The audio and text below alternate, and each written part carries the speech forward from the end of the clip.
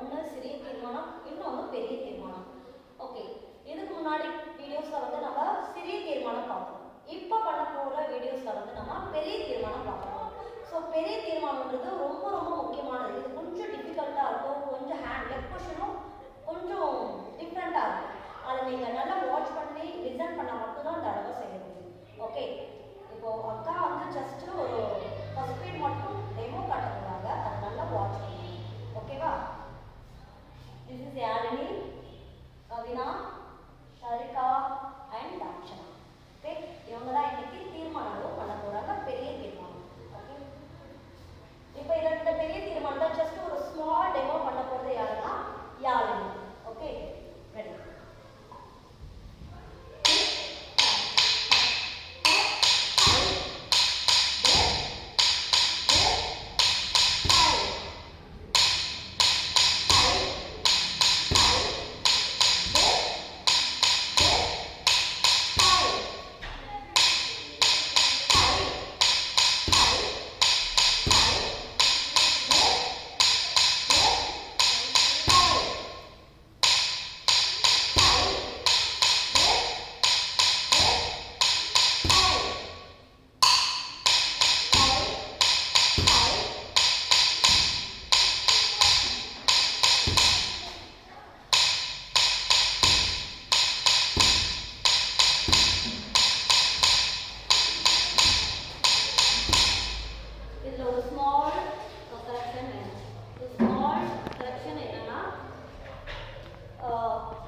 பெரிய தீர்மானத்தை பொறுத்த வரைக்கும் இப்போ சிறிய தீர்மானம் பண்ணும்போது hand position, hand leg position, same leg position, same hand position செய்யும்.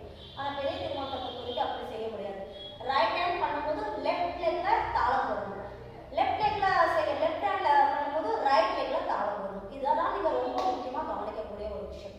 அதே சமயம் கை வந்து ஸ்டிஃபாக இருக்கணும், ரொம்ப பெண்டிங்கி, ரொம்ப கீழே, ரொம்ப மேலே வரக்கூடாது. அதே சமயம் கை வந்து பேக் சைடு நல்ல பாடியை டர்ன் பண்ணி ஸ்டிஃபாக அரைமணிக்கு உட்கார்ந்து பாடியை பேக் சைடு டர்ன் பண்ணி ஹேண்ட் பொசிஷன். நம்மளோட ஹை மூமெண்ட் எங்கே இருக்கணும்னா, நான் ஆல்ரெடி சிறிய தீர்மானத்தில் சொன்ன மாதிரி தான் நம்மளோட முத்ராசனால தான் நம்மளோட ஹை மூமெண்ட் இருக்கணும். இது ரொம்ப ரொம்ப முக்கியம். ஸோ அரைமணி பெட்டாக உட்கார்ந்து ரைட் ஹேண்ட் ஃப்ரண்ட்ல இருக்கணும், லெஃப்ட் ஹேண்ட் ஷோல்டர் லெவலில் இருக்கணும். நாட்டிய நம்ம பொசிஷனில் அதை பாடியை கண்ட்ரோலாக உட்கார ஃபஸ்ட்டு கரெக்டாக இருக்கணும். அரைமணி பாடி போஸ்டர். ஸோ பாடி லைட்டாக டர்ன் பண்ணி கை பேக் சைட் ஸ்ட்ரெயிட்டாக போகணும், கண்ட்ரோல், ரொம்ப வெளியே போகக்கூடாது. ஸோ முத்ராஸை பார்த்து 1 கையில் 1 கம்பல்சரி கை பேக் சைடு போயிட்டு தான் ஃப்ரண்ட்டில் வரணும். 1 2 3 4. ஸோ 4. இந்த கை வந்து இந்த கை கீழே வரும்போது இங்கே இருக்கிற கை இங்கே இது வரும்போது இது இந்த பொசிஷனுக்கு வந்துடணும். ரொம்ப பேக் சைடு போகக்கூடாது, கீழேயே இருக்கக்கூடாது.